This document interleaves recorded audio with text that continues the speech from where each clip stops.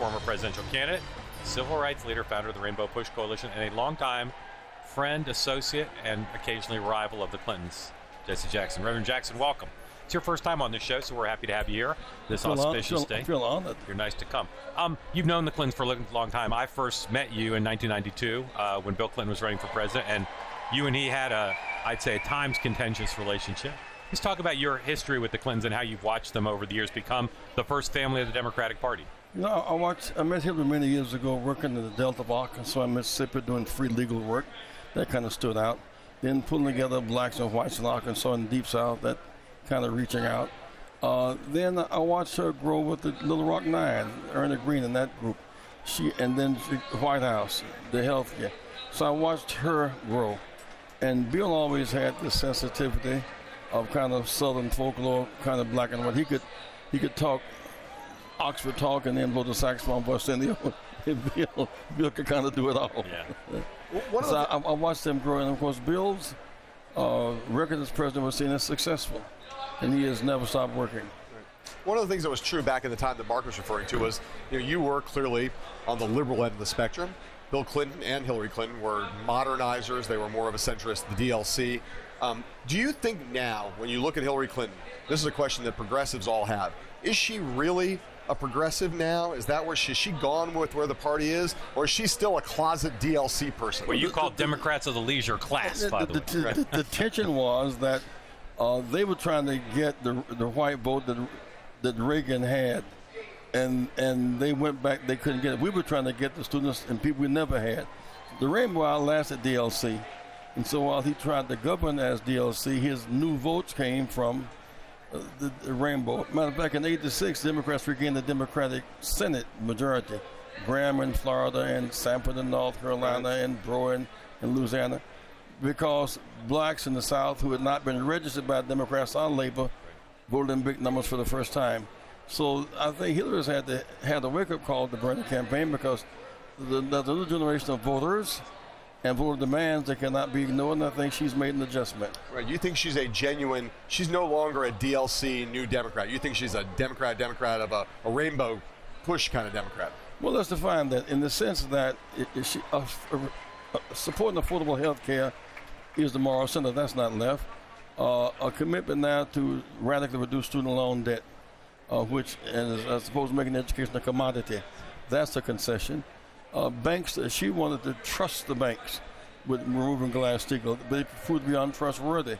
So there'll be much more strength at hearings to make banks be more accountable. That's an accommodation. Her commitment to enforce the Voting Rights Act.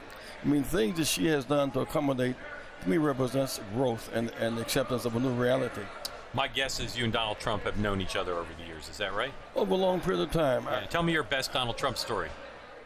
We're going to different boxing matches, and Donald with Tyson and Don King and Sugar Ray Leonard. He was that kind of affable guy.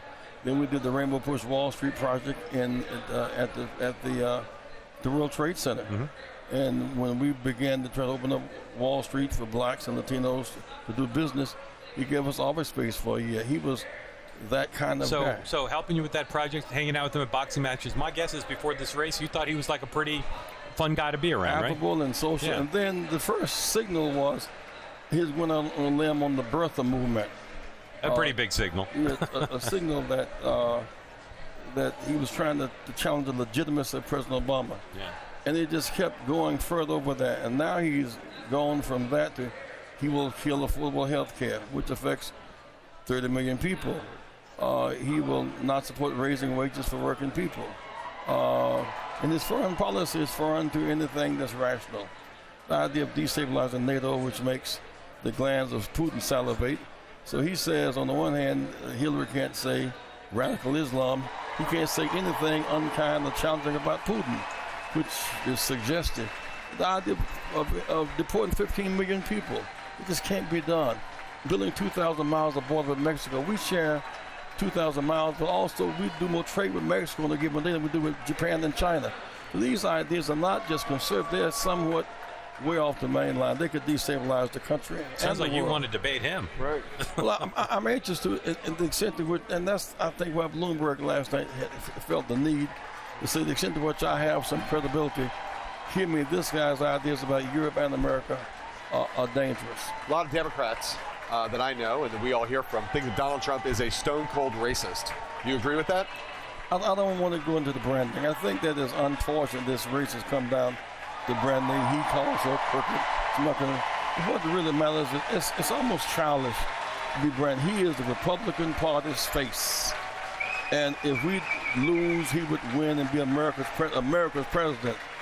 And so labeling him at this point is just another headline. Where does he stand on affordable health care and race disparity and poverty? In this city, for example, 500,000 people here are functionally illiterate. 400,000 have jail records. In this city, unemployment for whites is 3%, for blacks is 12%. In this state, Pennsylvania state, blacks 5%, state Penn, blacks 49%. That's real stuff. Chicago, 100,000 vacant homes and abandoned lots. Detroit. So we need to think. I thought he would have been running on his ability to deal and reconstruct. Right. He's gotten sidetracked into becoming a kind of comedian. I think that's beneath his capacity. Down on the stage, Raph, speaking, someone named Sarah McBride, the first openly transgender person to speak at either party's convention. Could a transgender person have spoken at Bill Clinton's convention in 1992? Maybe not in 92, but we're growing. I think I went downstairs a few minutes ago to a bathroom, a toilet, where men and women go in the same toilet. Right. It was a little culture shock. Yeah. But you know, it was civil. And so I think all of us are growing to some extent. Is the Democratic Party changing faster than the country, or leading the way, or? Bernie took us to another level because when we first got the right to vote in 65, blacks couldn't vote, white women couldn't serve on juries, 18-year-olds couldn't vote, they couldn't vote bilingually, they couldn't vote on campuses. And for a while it didn't vote. Now that it is voting, there's a new reality of the energy in the markets coming from those who historically locked out. So women, when Hillary breaks the glass ceiling, it's not just her breaking the glass ceiling, the pay equity for women. A lot of change. That's a lot of changes taking place, so they'll either ride the tide or the tide will take them out. But I think Hillary has made that adjustment. And I also think that there are people who will be working on accountability beyond the election. Reverend Jackson, thank you. Really good to have you. I hope you come back a lot.